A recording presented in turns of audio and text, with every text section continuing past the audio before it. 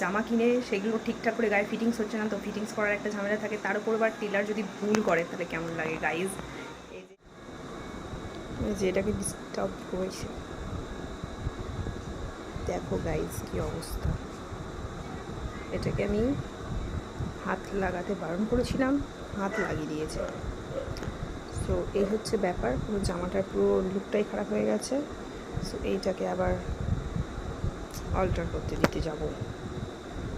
তো এইটা কিন্তু আমার পুজোর শপিং না, মানে এই যে ড্রেসগুলো দেখছো এগুলো অনেক দিন আগে আমার কেনা ছিল, বাট এগুলো অল্টার করতে দেওয়া হয়নি আমার। তো এই ড্রেসগুলো মোটামুটি আমার 2-3 মাস আগে কেনা।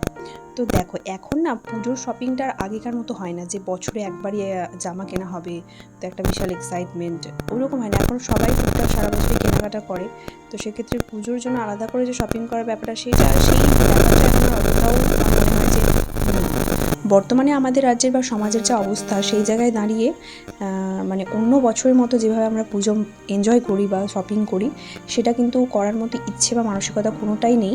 তো এটা হলো সানডে, এরপরে আর একটাই সানডে পাওয়া যাবে, তারপরে কিন্তু পুজো। তো আমি সেটাই দেখার চেষ্টা করছিলাম যে আমাদের এখানকার মার্কেটে কীরকম কী ভিড় বা দোকানে কীরকম লোকজন কেনাকাটা করছে।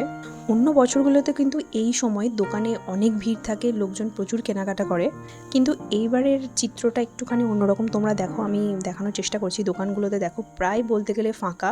একটা দেখো আর 2 সপ্তাহ পর পুজো, তো তারপরেও এরকম মার্কেট পুরো ফাঁকা, মানে দোকানে প্রায় লোক নেই বললেই চলে। এছাড়াও আমি মানে বিভিন্ন ভিডিওতে দেখছিলাম যে কলকাতার নিউ মার্কেট, তারপরে গড়িয়াহাট, এই সমস্ত যে শপিং ফেমাস যে মার্কেটগুলো আছে সেখানেও কিন্তু এই একই রকমের ছবি দেখা যাচ্ছে যে লোকজনের খুব একটা ভিড় নেই, এবং সবাই বলছে যে হ্যাঁ অন্য বছরের তুলনায় এবছর কিন্তু মার্কেট ডাউন যাচ্ছে।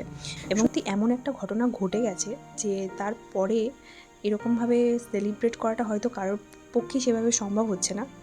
এবং অনেকেই মন্তব্য করছিল এইভাবে যে হ্যাঁ পুজোটা তো ধুমধাম করে করা দরকার, কেন না অনেক ছোট বড় ব্যবসায়ী আছে তাদের অনেক লস হয়ে যাবে। সারপ্রাইজিংলি ব্যবসায়ীরা নিজেরা বলছে যে এই বছর একটা বছর পুজোর মার্কেট যদি ডাউন যায় তাতেও কোনো অসুবিধা নেই, কিন্তু আমরা যেন জাস্টিসটা পাই এবং সমাজের যেন একটা পরিবর্তন হয়, এইটা যেন চলতে থাকবে এরকম না হয়ে যায়। তারা যদি এত বড় একটা কথা বলতে পারে, এত পজিটিভ একটা থিঙ্কিং রাখতে পারে, সেই জায়গায় দাঁড়িয়ে আমাদেরও তো উচিত, আমাদেরও তো সমাজের কিছু না কিছু কন্ট্রিবিউশন রয়েছে। আমরা যদি সবাই মিলে চাই তবেই কিন্তু সমাজের একটা পরিবর্তন করা সম্ভব।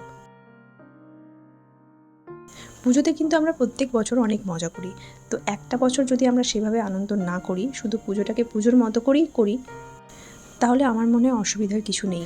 আচ্ছা ভেবে দেখুন তো, আমরা মা দুর্গাকে দেবী রূপে পুজো করছি, কিন্তু আমরা সমাজের মহিলাদেরকে সেই সম্মানটা দিতে পারছি না। তাহলে এই পুজোটা করার যে উদ্দেশ্য বা এর ইম্প্যাক্ট সমাজে কি পড়ছে? যেই রাজ্যে দেবী দুর্গার পুজো করা হয় সেই রাজ্যেই একটা মেয়ের সাথে এরকম ঘটনা ঘটে যায়, এবং আরও অনেক মেয়ের সাথে অনেক রকম অত্যাচার, অনেক রকমের ঘটনা ঘটে যেগুলো আমরা জানি না।